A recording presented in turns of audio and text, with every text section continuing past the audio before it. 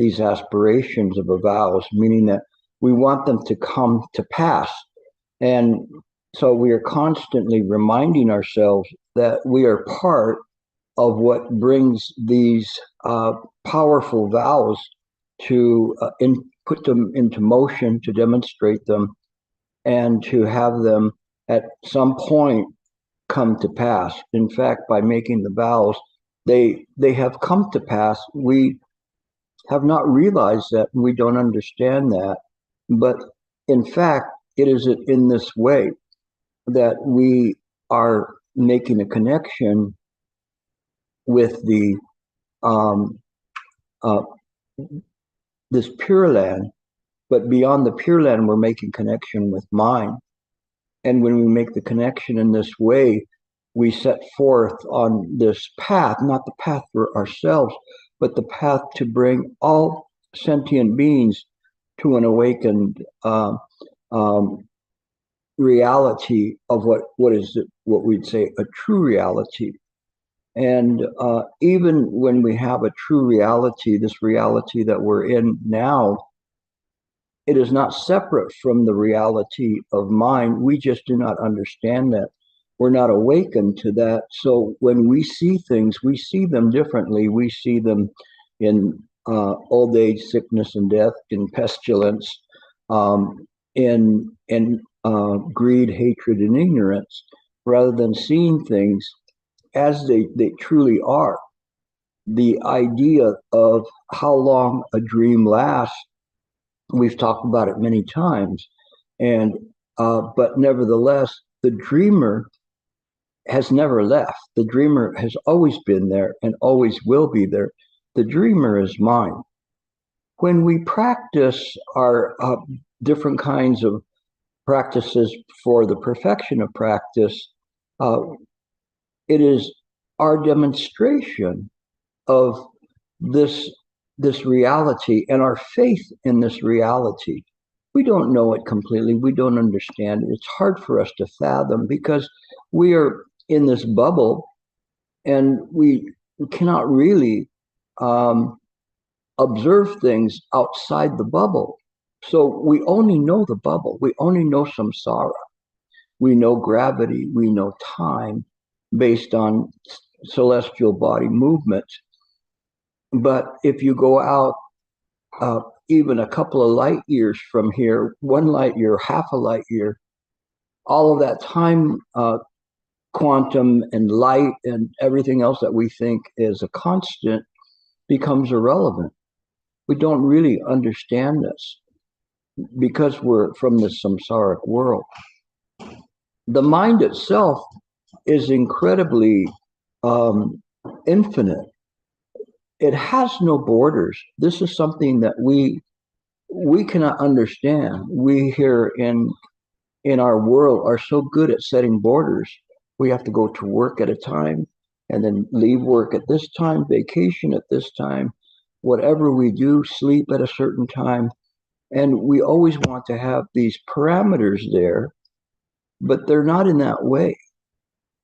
When we practice these perfections of practice, such as the 37 factors of enlightenment or the 6 paramitas, the 5 precepts, the 3 jewels, all of these we practice from the idea of inside the bubble. And when we practice it, it can have a benefit to us, but it is a benefit that is of limited potential and limited ability. It can change matters within the bubble using the powers within the bubble. But as Master Han Shan said, we have to derive power from our own power. This power that we have is the power of mind itself, which is unlimited. It's something that we cannot understand. But when we begin to practice all of these practices, then we begin to practice them from an idea that we are demonstrating mind. It's not easy for us to do that because we have to work and reverse the flow to be able to do that. It is why people sometimes, if they listen, sometimes they want to listen to what I'm saying, but then they fall asleep very quickly because of the fact that they cannot begin to fathom how profound this is. But they seek the comfort of the dream and say, I will be a good dream body and I will do well this way. That's okay. It's not it's not ideal, but it is something that's better than nothing. But you who are listening, I challenge you to really try your best to stay with this, to try to take this ride outside of the bubble. And when you do, and one day you will see how infinitesimally small the bubble is in comparison to mind. But so when we talk about the Eightfold Path, it's something that there's many different ways in which they talk about different uh, uh, things from the six paramitas again to the 37 factors of enlightenment, which overlap in some ways, and there's some certain things that should be there. When we begin to practice, we see that first of all, let's lay out the names of the Eightfold Path, and then go from there. And I will explain them to you as they are in terms of how we demonstrate them. The first is right view, right intention or right resolve, right speech, right action, right livelihood, right effort, right mindfulness, and right concentration. It is in this way when we talk about these, this kind of what we call right. Sometimes they'll say correct, but I think right is I guess either one of them, right or correct. They have a certain understanding that this is the way that one should do it. For instance, if somebody is going to play baseball and they become accomplished with hitting the ball with one arm, not holding it with two arms, then they think that this is pretty effective because they can make contact with the ball. But it's still not the right way to do it. And when one begins to put two hands on the bat, all of a sudden they discover the ball goes farther, and it makes a stronger impact, and it's easier to hit the ball. This is the rightness. The other one isn't necessarily wrong. It's just not the way that's the most effective. And this is what's important. And this is why I try to make a distinction between a second level practice and a first level practice. In the second level practice, even though we do follow right view, we may not follow it in the right way in terms of that, where we see things and say the right view of this is Buddha, and if we practice this way, we become a Buddha, versus just this mind is the Buddha. And we don't practice to become a Buddha. We demonstrate Buddha mind. And there's a difference there. One of them can make a difference in the world, and it can help people, and it can help you along, but it cannot assist in breaking or popping the bubble. It is just something that we use, and it's certainly better than not making any contact with the ball. But when we put all our effort and the right effort into it with the right view, then it becomes very, very powerful. It becomes effective. But we no longer begin to think about things in terms of oh, I will follow this right view. We simply manifest right view in everything that we do. we understand how it is. We understand, even if it's something like a pesky mosquito around us, we go, oh, and we hit the mosquito. And sometimes it's difficult because there's things that bother us and things that affect us in this world, and we have to make decisions as to what we're going to do with particular what we call pests.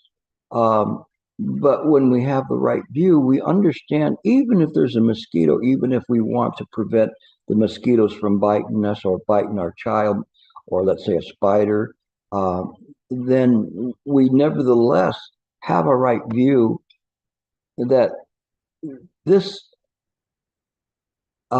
insect has a its own sentience, its own will to live, and that it is something that we have to understand and respect. If we cannot respect that, how can we respect each other? And and so when we have right view, we see things from a different viewpoint, not so much one that I want to become enlightened, I want to get out of here, and then later saying I want to help people.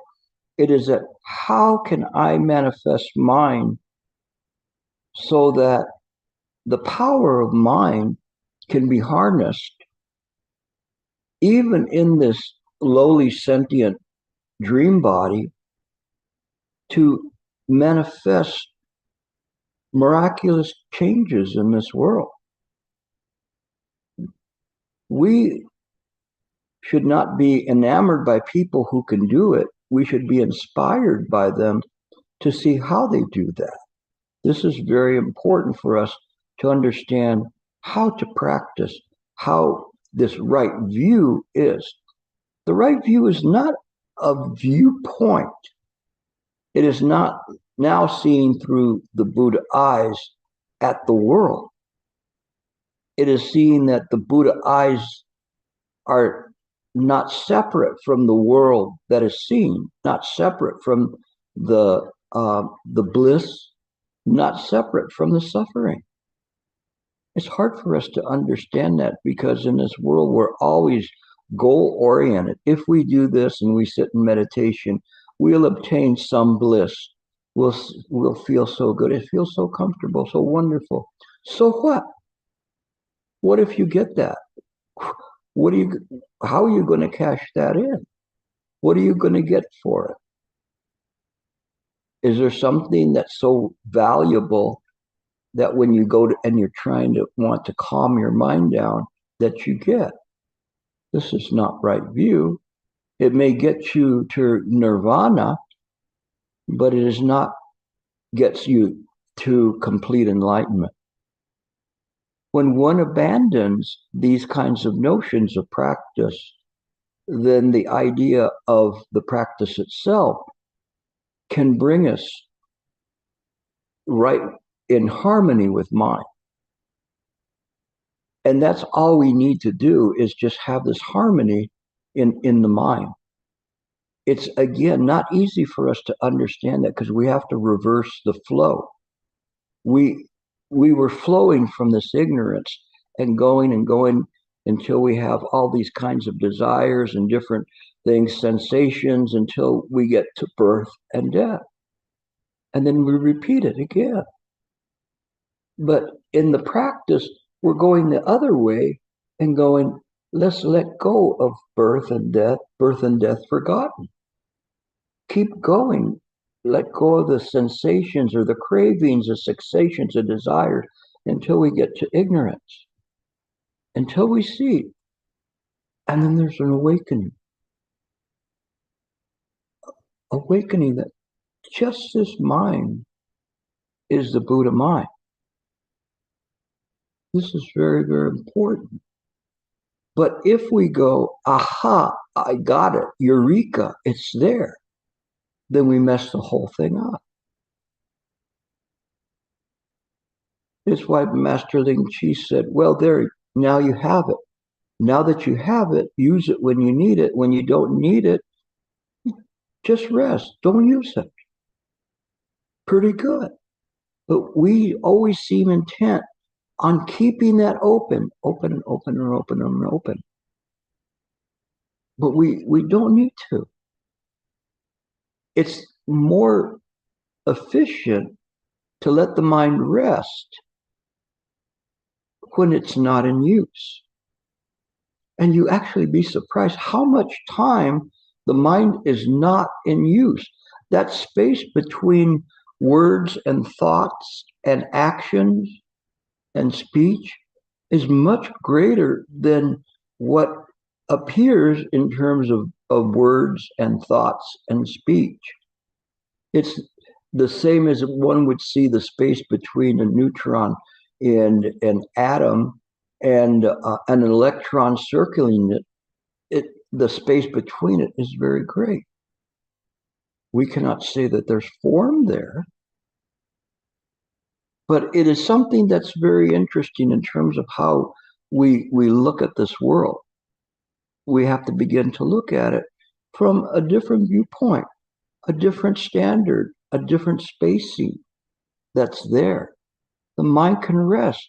Between thoughts, the mind can rest.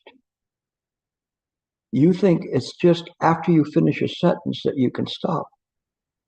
And then you start again. Or after you finish a task and you rest. Well, why not rest all the time? So while one is engaged in any activity, no matter what it is, the mind is at rest. Why? Because it's only using a certain percentage of mind power and physical power to accomplish a task. If one is hauling bricks, of course, physical task of hauling bricks, one is limited to their ability of their body. But sometimes we're limited by our patience and our ability to understand body discomfort rather than suffer from body discomfort. So we can actually go a lot longer than we think. And when you see that, you'll be very surprised what you can do. I remember once when I was very, very young, I was surfing and I went out in very large waves, just crazy large, and I just wanted to catch one wave. Going out, I realized it wasn't a good idea, and I caught a wave, and I remember literally falling down the face of this wave. I mean, I'm free falling, and knowing it's not going to be good. And when I landed in the water, it was so high, it splashed like as if I came off a diving board. And then I was twisted around in the water, and then I would stop, and then I would spin around again. I never knew that happened, with big waves. And so you're so disoriented, you don't know where's up and where's down. But I just relaxed, and then I got to the top. And as I barely made it to the top, I saw another wave coming that was going to crash on me. And it did. And I did the same thing. And it was difficult. And it was something that I realized that if I didn't get my body into motion, I would die. I was going to drown because the water just underneath the wave would pull you back into the wave, and then it would crash, you'd get up, and then it'd pull you back. So you would be swimming and you'd end up in the same place you were before. But I had to keep going and going and going, and hoping at some point my feet would touch the sand. Finally I did, and I ended up on the beach like the guy from the Castaway movie, just like lying there for a long time. I realized I had reached the limit of my endurance and my ability to be able to make it back onto the shore. But if you would have asked me before, would I have been able to do that? I would have said, no, that's not even possible. How could I manage that kind of an effort to to get back. But because it was a matter of life and death, I didn't have a choice. I had two choices. One is just to stay there and then drown, or the other one is try to fight and try to get to the shore. So I just swam and swam and swam. I was so exhausted, but I just kept going and going and going, and kept my calmness to me when all your senses are screaming, "You're going to die." So when we practice, we have to have this kind of a right effort or right action, and the action was to save this body. The effort is as much as it needs. You have to dig in and find the reserves that you never knew existed. Find those parts that will keep you practicing, keep your head above the water. And when we practice and when we awaken, I would say, let's say, on a realization, then we realize how far the shore is away from where we're at and how long it's going to take us to get there. But then we just start swimming and swimming and swimming. And, doubts come in, fears come in, all sorts of different things come in, alluring things to have you give up. But it is a matter of life and death. And when we practice, that we understand this is the way it is, that we understand that this is what gets us there. This is the right mindfulness, is to stay awake, to practice. And we understand at some point in time that we begin to look around for all those other souls or so-called souls that are also stuck, and trying to get them out, or at least kind of tap them on the head and say, wake up, I'll come back for you. And so that you can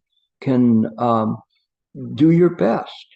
This is the Eightfold Path. This is the way that we work, in terms of things. It is in demonstrating moment to moment.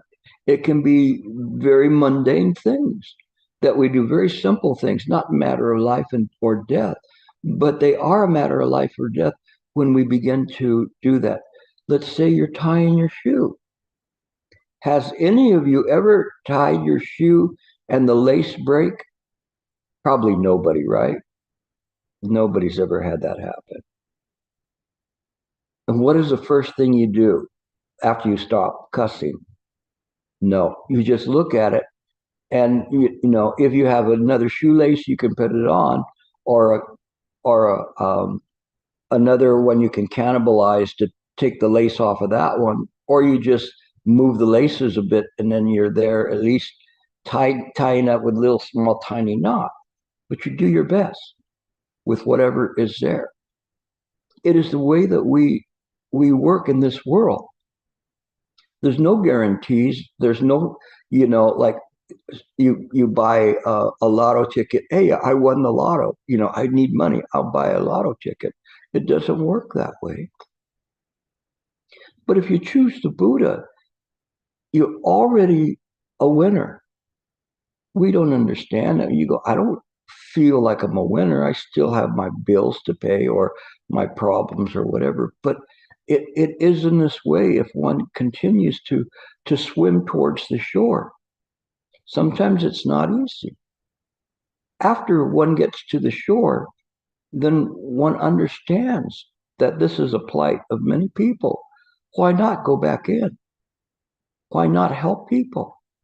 Sometimes when you help people, it has nothing to do with the Dharma at all. It has to do with their personal life. It has to do with things that are bothering them, or people that are bothering them, or whatever it is, and causing them to lose faith in themselves and faith in their own practice, and wishing that they were gone from this world. This happens a lot to people. I know, because I talk to a lot of people that are that way. And I have time for them. So again, this is the right effort, the right intention, the right speech, how to speak to somebody that is hurting, hurting very bad. We don't just go, oh, everything's impermanent. Somebody lost somebody, and you say, oh, everything's impermanent. Suck it up. No, that doesn't work. We have to understand this right compassion that we have, and to understand all of these are all fit together. We understand that we're all here, and we have to understand right livelihood, for instance. And in right livelihood, it is that which isn't necessarily simply limited to somebody that, let's say, a butcher, um, but it could be a car salesman. And the car salesman is very good at finagling people or tricking them or having them buy a car above their means, or selling to them a poor functioning car, which they know is not good car for them. It could be somebody who is a teacher, who is too lazy and disinterested in teaching the the students, or only is interested in teaching the best students. I don't do that. I don't cater to the best students, and the ones who are let's say, the best students know that I'm not a cookie mong with them. I push them harder.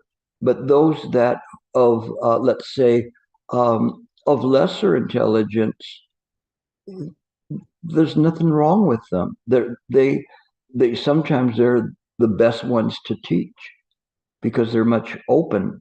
They're not so finagling in their mind, or trying to see the me in it.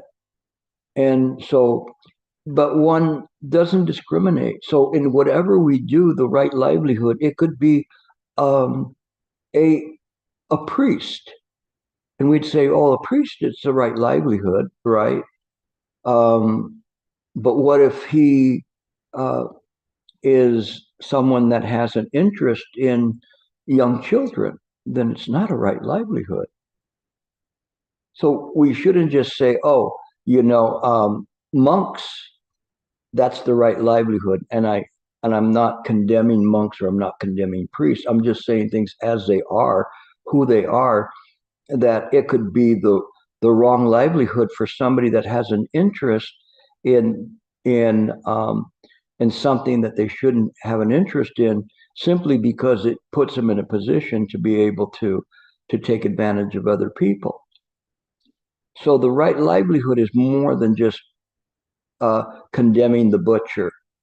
One person asked me uh, recently about a person that they knew, and asked, what about I forgot what she said. It was like, it wasn't a barista, it was like more like a cocktail designer, and in other words, a bartender. And so is that in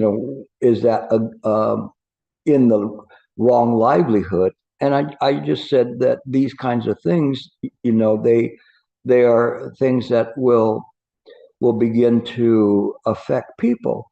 If the people that they're serving the drinks to are known getting drunk or alcoholics, you're just giving them poison. Of course, this does not work right. I'm not going to condemn the whole profession of bartenders, but they have to be mindful about what they're doing. Everybody has to be mindful in everything that they do. We should not just think we have the right one. If we're working for a company that exploits people, that too can be in that way of the wrong livelihood, because we should be in the professions that we can make money, but we don't take money from others. One of the things as an attorney that was uh, uh, my standard, my minimum standard of taking a case, was that I had to believe sincerely that whatever the retainer the person gave me, that they would get at least that much value for them retaining me. And not that I could win every case, but that I had to earn my money, and that them spending money on me was not wasted. And and this is important. Then it's the right livelihood. But if I just simply take the case without caring sincerely as to whether or not this person will receive a benefit, then it's the wrong livelihood.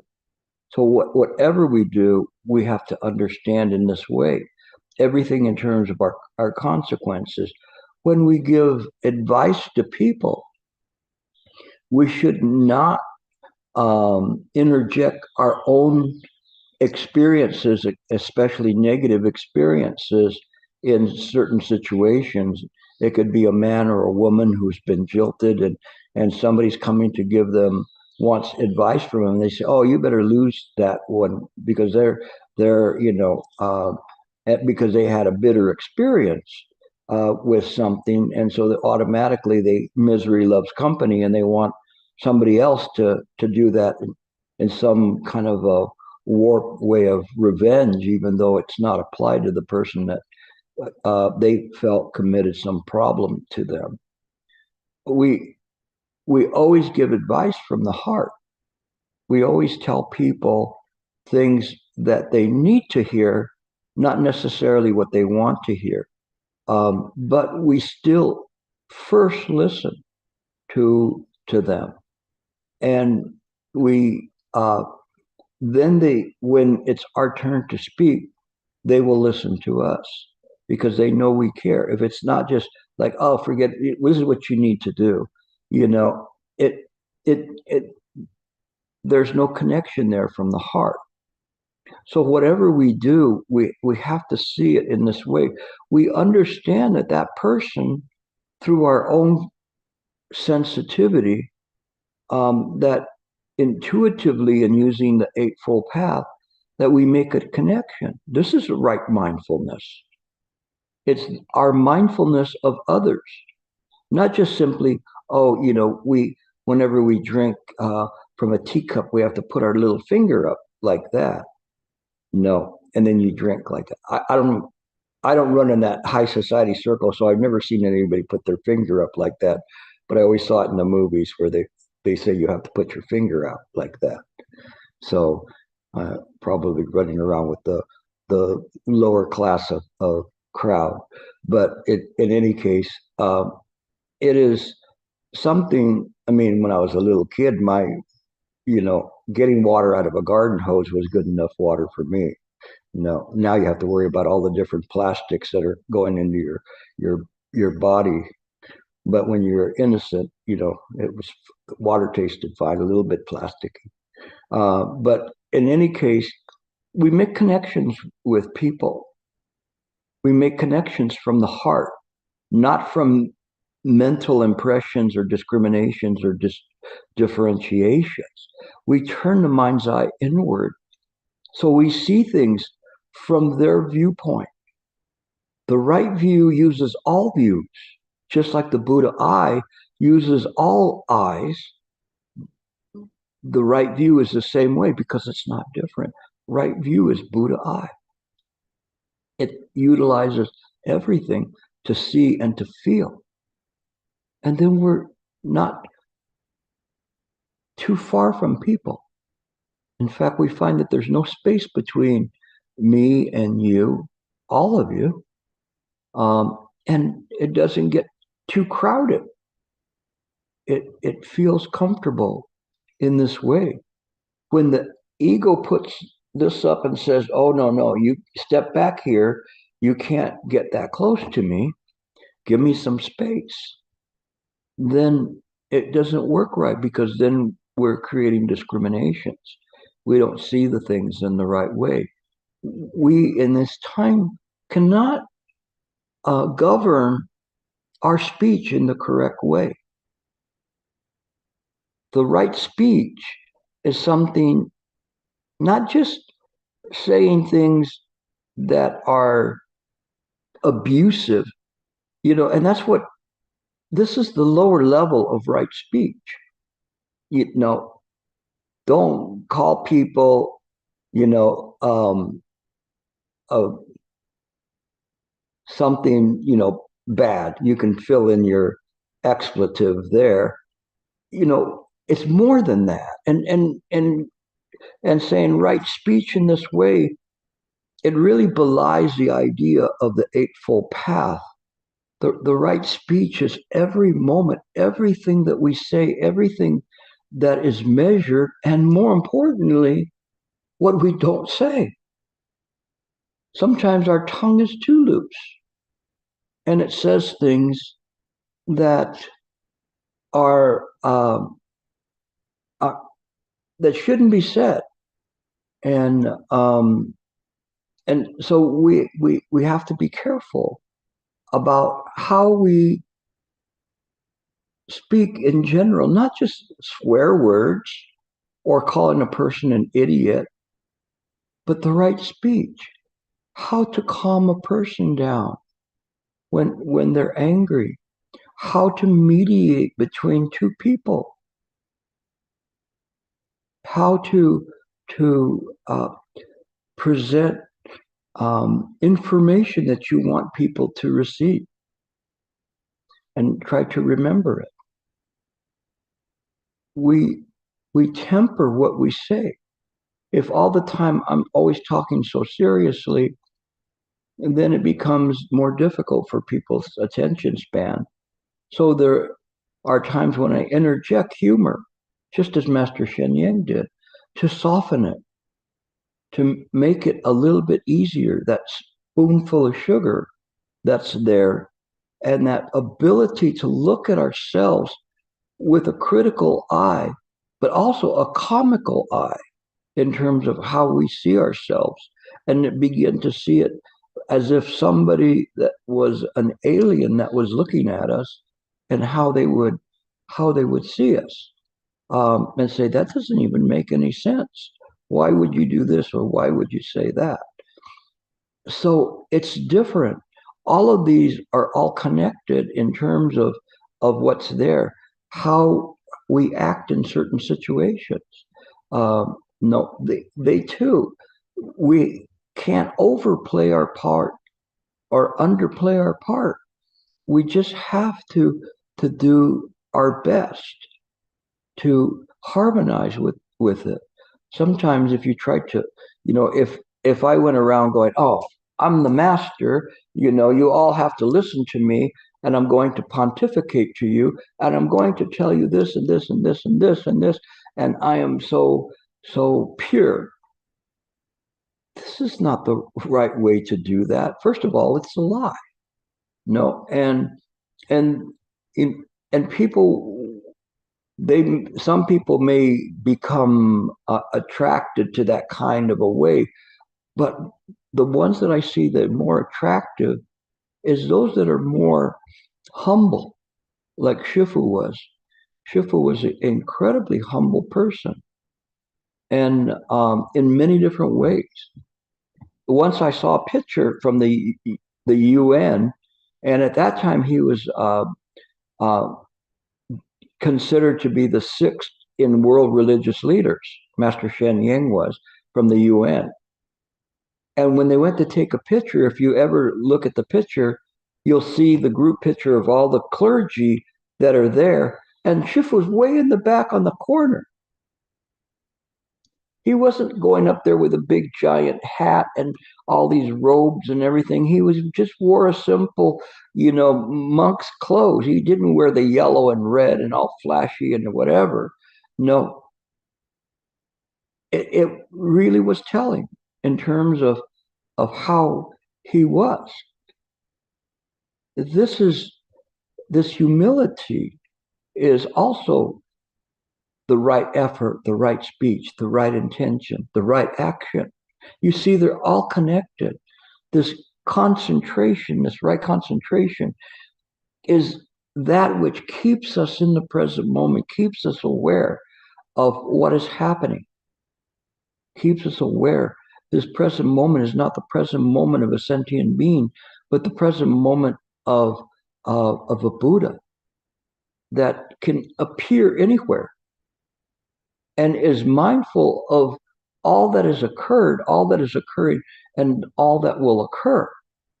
How does it do that? It's not easy. It brings about many, many contradictions for us to be able to think in this way. I cannot explain that to you, but if you practice, perhaps you might be able to reconcile what appears to be these contradictions. The contradiction of time is probably the easiest one, and space, and the idea of a true everlasting reality of a mundane world. Our reality of this mundane world, if we bear in mind that I think they calculated that the world is like 5 billion years old, or roughly. I may be wrong. Some of you scientists can correct me on that, or when the Big Bang hit, but then we start thinking, maybe 60,000 years ago, man began to shed his tail and was running around and getting worried. 60,000 years versus 5 billion years. And we think everything revolves around us. And where was God in all of that time period before he created the world? That's like a long time to be kicking back before he got to the next day, right? It's kind of strange. Or if we are thinking of Buddha or whatever, I don't mean to cast aspersions on Christians. I'm just kind of bringing you to kind of a way of taking a look at things to say that the universe or mind does not revolve around us. Certainly, it'd have to be something perhaps a little bit better than us. I think as a planet, I'm not saying because I haven't gone to other planets where there's sentient beings, but I don't think we'd even get to the 10th percentile of good performing terrestrials. No, I've got faith that there's got to be a lot better places with people that are more compassionate than us. Nevertheless, this is where we're at, and we're in this dream, and we're all in the dream together. But the thing that runs through all of us, which is right view, is that just this mind that you're listening to me right now with is the Buddha mind. It's not separate from that. It is why this world appears as it appears, because of greed, hatred, and ignorance. Out of this ignorance, primordial ignorance, that started everything going. You cannot say it is a Buddha's creation if we anthropomorphize Buddha. There's not a Buddha in this way. It is the Buddha is pratika samappada, causes and conditions never fail. So if we plant hate, we get hate. If we plant love, we get love. If we plant compassion, compassion grows and grows and grows. It is this that we demonstrate moment to moment. The understanding. Without this, the Eightfold Path is a second level practice, or the 37 factors of enlightenment, or the 6 paramitas, or the 5 precepts. It's just something to keep you treading water, to keep your head above falling asleep again. But if you really want to kind of crawl out of this primordial suit, really crawl out of it, we have to practice sincerely, demonstrating this Buddha mind moment to moment. It will work. It works in that way, but it's not something that's easy for us to do. We bear in mind the 4 exertions of keeping good thoughts in our mind, and bringing good thoughts in, discarding bad thoughts, and repelling future bad thoughts. This is all a demonstration of the Buddha mind. it is not necessarily a practice. If we try to do that, we'll go crazy trying to to do that. It would be like us in a walnut factory trying to find all of the walnuts that are bad, and they're on this giant conveyor belt going at 30 miles an hour. How could we possibly pick them out? But when the mind is very calm and rested, that conveyor belt slows down, and we are able to discern when there is something that has arisen or has taken hold in mind that's unwholesome. And so we simply illuminate it, and it goes. This is right view. It is in this way that when we practice, we don't take the thoughts out one by one. We just let them become illuminated. And as we illuminate them, they automatically fall off the conveyor belt. It is how we practice. So today, I don't want to spend too much time on this, but just to give you a different viewpoint about anything. It could have been the 37 factors of enlightenment. It could have been the six paramitas or whatever. But my purpose of talking to you about this today was not to go into detail about those and talk about them, but to give you a totally different perspective of what they are. When we practice, we have to convert them, turn the mind's eye inward, and convert them to wisdom. Converting to wisdom, compassion will manifest naturally, intrinsically in this way. So when we see these, we understand why we do it. We understand they're not just limited to our ideas of discrimination or our ideas of, we don't like the butcher because he kills animals, but then you go, heaven forbid, I know you, I'm watching you, I know you, you'll go and get a McDonald's hamburger, God forbid, I can't believe it, but you go and eat a hamburger, not realizing that was in a pasture about 20 years ago, but and frozen for 20, I guess. But I better not say that. McDonald's might sue me for that. 10 years. Anyway, but the thing is that everything is mindfulness. Everything is the intention.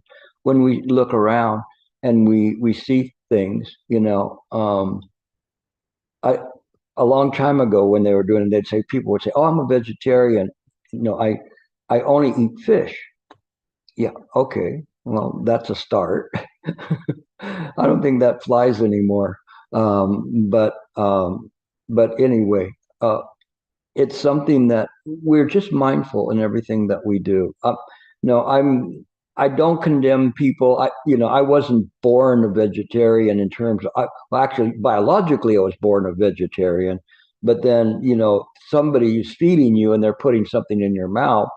And so then, you're accustomed to that. But I'm a vegetarian now by choice, once being a carnivore, which I never was a carnivore. It just happened that once you get the taste, for me, it's like a dog. Once they eat humans and they go after the humans. If humans tasted better, we'd really be already an extinct species. If we tasted like pork, then your neighbors wouldn't even be safe. No, you'd be having them for breakfast. But anyway, I digress into a different reality. But I'm just kind of pointing out to you, what you do and seeing the world as it is. And in kind of the craziness that I was talking about, there is some actual sanity in what I'm mentioning to you. But we see things differently. And that's what you have to elevate yourselves to. That you elevate it in not trying to reach for it, but trying to demonstrate little by little. One day it's going to hit you what I mean by demonstrating it. Right now, it's just kind of a word but some of you already demonstrate it. Some of you are sterling examples of demonstrating the Buddha Dharma and in everything that you do. And then sometimes, there may be things that you don't do well. I mean, I'm not perfect.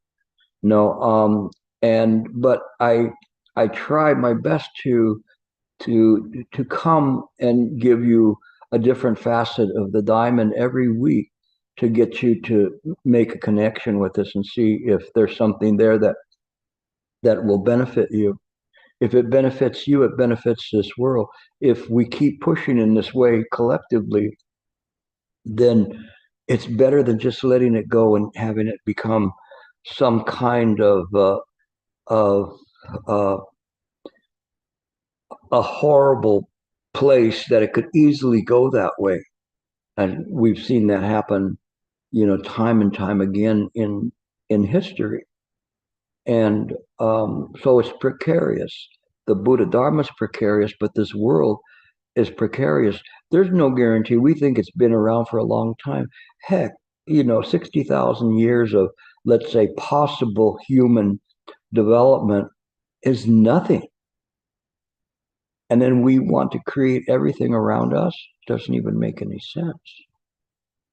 So anyway, it's food for thought. Hopefully you'll begin to look at all of the other practices in the same way, not to discard them, but to give them new life, new energy, a new perspective. Okay. So thank you for listening. Amitabha.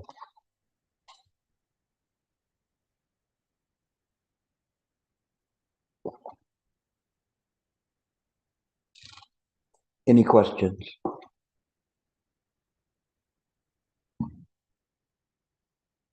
Hello, Suzanne. I see you there.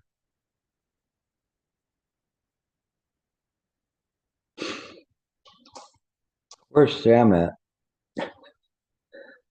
I rely on him too much to break the ice all the time. So.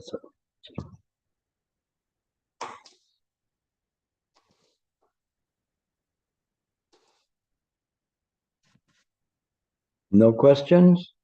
This was too easy for you. Edith. Yeah, I can ask a question. So thank you so much for the lesson today. I was thinking about the path actually, because I'm going through this massive allergy against mosquito bites. And so I really try to think of them as, they have a right to live, but they're giving me so much hard time. So where is the balance? I mean, I know this is like a funny topic maybe, but it really lowers my quality of life right now. I'm really suffering from all those bites and giving me the allergies. So where is the balance? I mean, how can we manage practicing Dharma and this fact? Funny how mind works, right? And brings up the example of a mosquito. Yes. It's just this way, in terms of this. I cannot tell you, all right, when after 5 mosquito bites, then you can go to total war with them. But on the other hand, because they're toxic to you, you have to do something. Once I went to an extreme. I was living close to a canyon. I am now, but this was a different house, and there was a black widow in my garage, and I had a young son, maybe 6 months old, and then I let the black widow stay there, and then there was more and more black widows, and I was so afraid that they were going to harm my son. If they bit my son, the ones in California, they can kill. So I eventually had to to spray and get rid of them. And I couldn't let them cohabitate with where I was at. Mm-hmm. And the difference was that I set parameters from there on to always spray so to discourage them from coming back. But I was mindful that I was taking the life of the Black Widow, so that knowing that I was killing them. But I had to make that choice for the sake of my child in particular. And because it could have been easy, he could have walked into a web and been bitten. And so it's not an easy thing. I can't say, oh, everybody should do as I did, or you should save all of the Black Widows.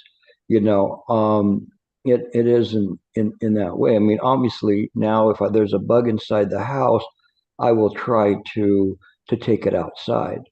No, I'm mindful of that. The only ones you really can't do that with is the daddy long leg spiders, because you can never really kind of catch them. You know, by the time you get them outside, a couple of the legs are going like this. You know, but at least you tried.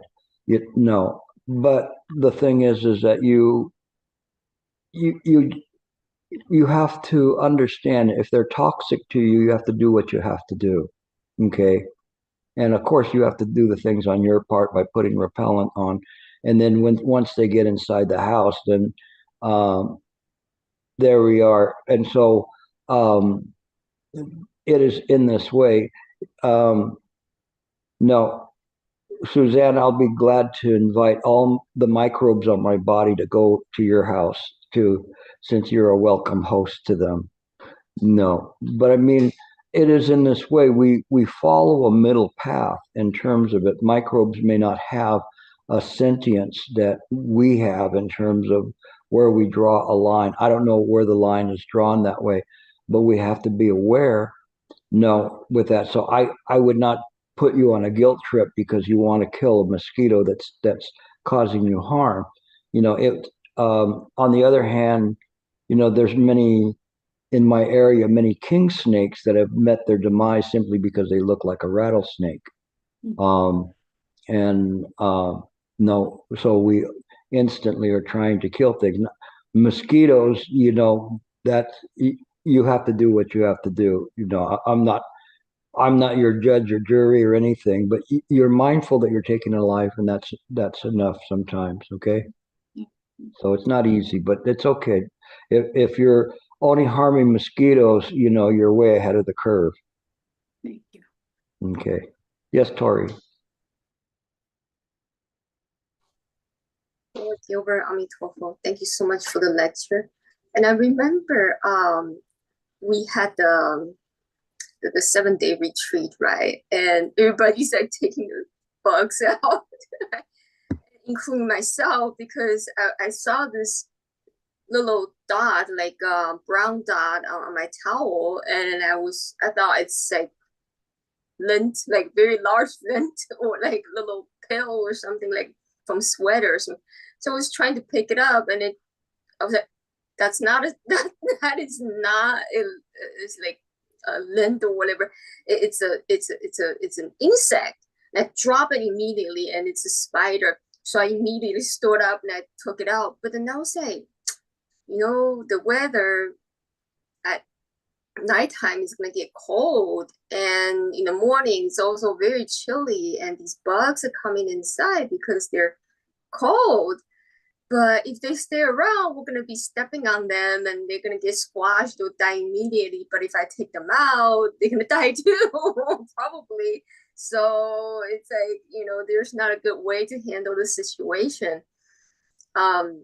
Yeah, that's just something that came to mind, and I was aware. And then I was reading stories from Sutra that, okay, this predator animal is trying to eat this prey animal, and then the monk came by and then be like, okay, why don't you eat me?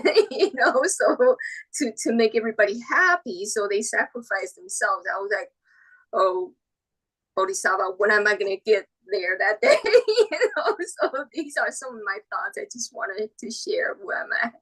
Thank you. Yeah, that's an illustration of a great bodhisattva not worrying about their own life, but worrying about it because it was the king that I think it was the rabbit that went to the king and said, "Hey, I'm not, no, this eagle's chasing me or whatever, and uh, and it's going to kill me. I need your your your protection." And then the eagle went, "Well, what am I going to feed my young ones?" And that's when he tore off a piece of meat to weigh it, and it was kind of the story goes much deeper than that, where in terms of how it works. And but in any case, that's the first part of the story. But yeah, it's kind of like this, and we it is, let's say, shows us, like my story of surfing, what our outside limits are, and what are, how far can we go, and it's letting you know that your comfort zone may not be your actual end point with everything. And so in any case, it's showing you there's maybe a little bit more compassion that you can give. It's not saying you have to cut your body to feed the hawks, here. Um, but but maybe there's a little bit more you can do, a little bit more you can give of yourself, to do that, and and I think that that's the thing. So in terms of mosquitoes eating you, if you happen to hit one and you kill it, then you understand a life has been taken, and that's an important thing. And sometimes even just to say, Nam Amitofu 10 times, just to understand that and to wish that sentient being be reborn, closer to a better realm is good. It is part of our practice that we are in this way. And so it's just showing you, pushing how far you think those extremes are, or where you can go to, that there's a little bit more you can do, a little bit closer to compassion that's still in you. So I think those are what those stories are all about, like that.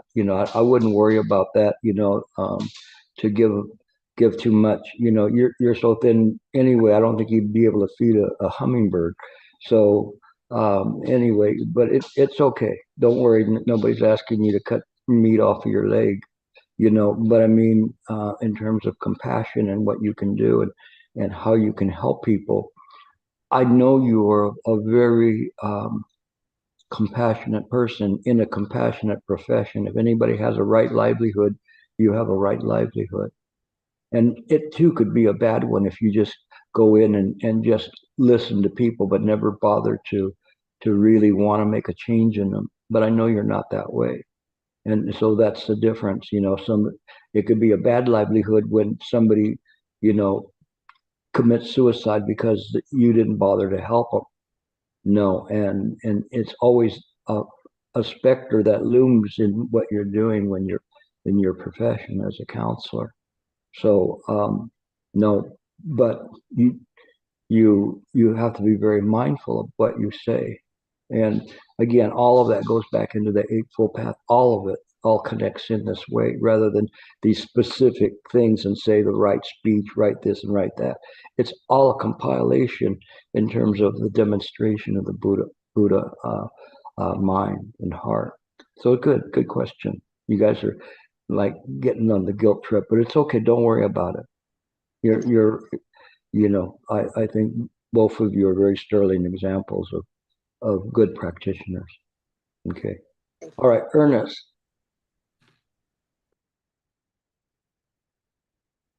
Oh, you don't have your volume on or something.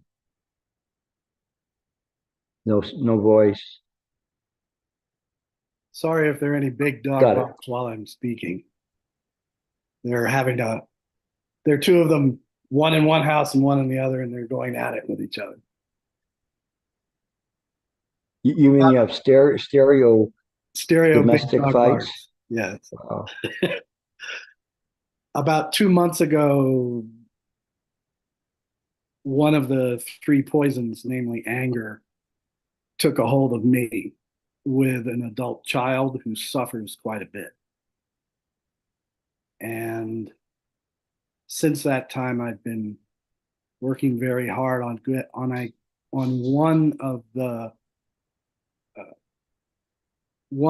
aspects of the Eightfold Path, right conduct, my own.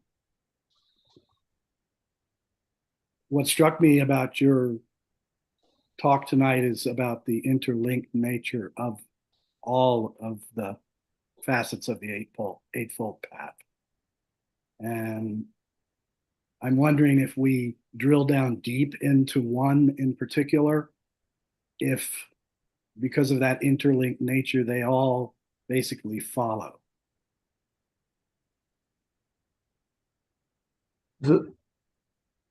There is sometimes when they say the 84,000 obstructions and 84,000 doors, it is something that one practices sincerely, and one doesn't have to work on just one thing, a component, or let's say anger versus greed or ignorance or any particular emotion. All of those, as one practices with sincerity, it will take care of the others as well. It is why the Guanyin Bodhisattva's sound method is so powerful, even though it only uses one sense, which is the idea of hearing, but it's not necessarily the sense of hearing, but it's the mind of hearing. But because one concentrates on it with the right concentration and the right meditation, then it enables it to penetrate through all the other obstructions. So we don't have to try to be like a juggler trying to juggle calming this one and calming that one. Sometimes it's just let's make a stand somewhere and be aware that this anger is arising, and that anger will teach you. That's why they say that the Buddhas use the vexations of sentient beings to practice. So you have this vexation. The most important part of that, and I think when I was in the Mindwork Forum, a couple of people actually this week were talking about how they were spotting their ego.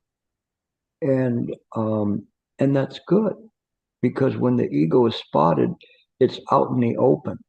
It's fair game now, where before it's hiding behind you as presenting as your consciousness rather than something that is arising moment to moment.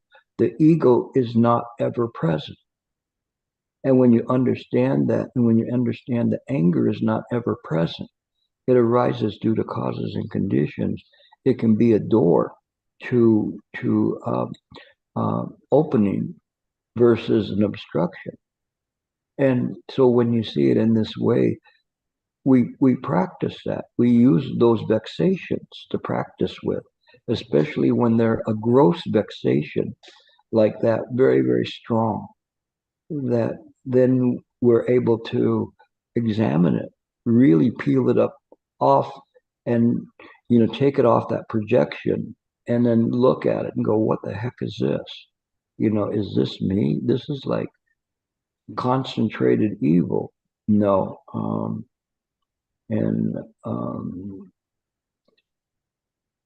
Just reminded me of an old movie called The Adventures of Baron von Munchausen. Mm-hmm. And there's this little brick, like this black charcoal that's there, and they're not supposed to pick it up because it's just concentrated evil. And that you see it in this way. You actually spot this and what people will call Mara.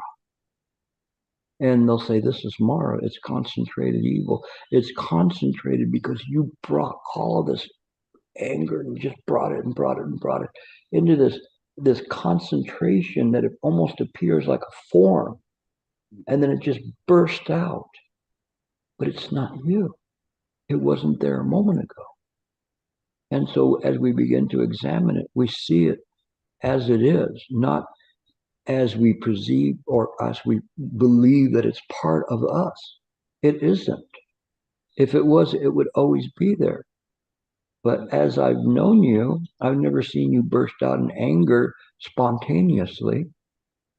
So it can't be you. So this is how you examine things. So it's not bad. A lot of people have learned this week from the Mindwork Forum about the ego and seeing the ego. And some of them were testimonials from many people about their battles with the ego, which is good, which is really good because you're fighting a phantom. No, it's something that isn't real, but you have to keep your mind very rested to be able to see that and know that whatever anger it is, Mara will encourage anger in you, and the Mara that's in the person that you're projecting this to is projecting it to you in hopes that to elicit that reaction from you.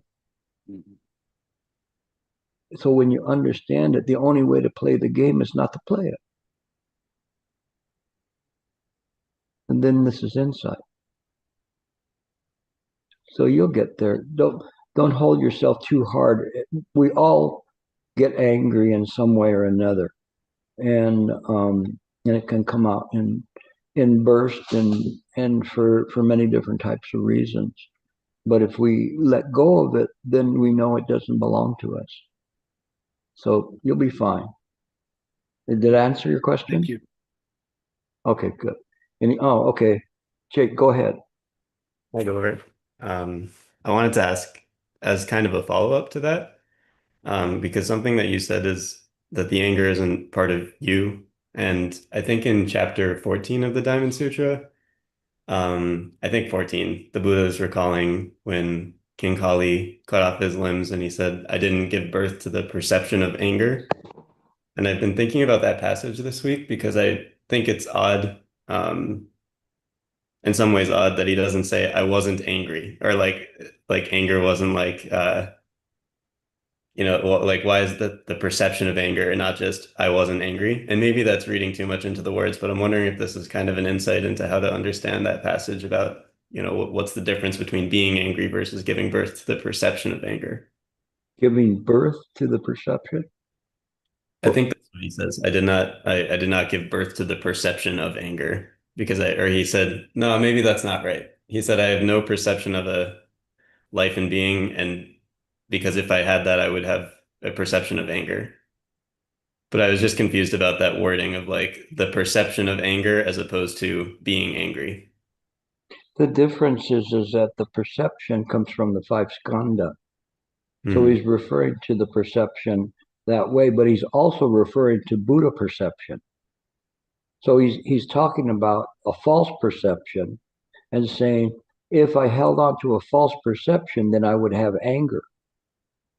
But that's not how mind works. So in the apparent reality, there would not be an anger that's natural to the Buddha. It's causes and conditions and created by the Buddha mind, but it does not define the Buddha mind only to the extent that it appears in the Buddha mind. It neither exists nor non-exists, and that's what it's trying to get you to do, but trying to get you to let go of the perception of a sentient being. In the perception of a sentient being, Ernest is angry. When he steps away from it and looks, then he understands this is not my anger. This does not belong to mine. If it belonged to mine, it would be immutable. So immutable means that it never changes. He would always be angry. But since it came and went. It's phenomenal. So it's not part of the noumenon, not part of mind itself. It is that knowing aspect of mind, not the arising aspect of mind. And so that's what it's saying. It's very, very deep, actually, incredibly deep. So keep playing with it, because that's where you'll get to, where you have to really use all your best of your practice up to this point to look into it and see it. It's not going to be there written, any further. You have to kind of pull it out the best you can, and you'll do it. Okay, so that's the way you look at it. Good question. Any other questions? No? Okay. Oh. Thank you, Letty. Letty, no, I'm coming up to San Francisco in the fall, so I hope to see you up there. So If I can make it, I will make it. So anyway, okay, you guys. I think I talked enough for today. Deal, take care of your mosquitoes. Just ask them not to chew on you, and do whatever you can. I understand that it can be maddening, so no problem. Okay, all right, you guys, and Anyi, I'll see you later on this week, I guess, right? So I'll be heading out to Estonia, wherever that is, right below Finland. So we'll see you there. Okay, take care, everyone. Bye-bye. Thank you, Gilbert.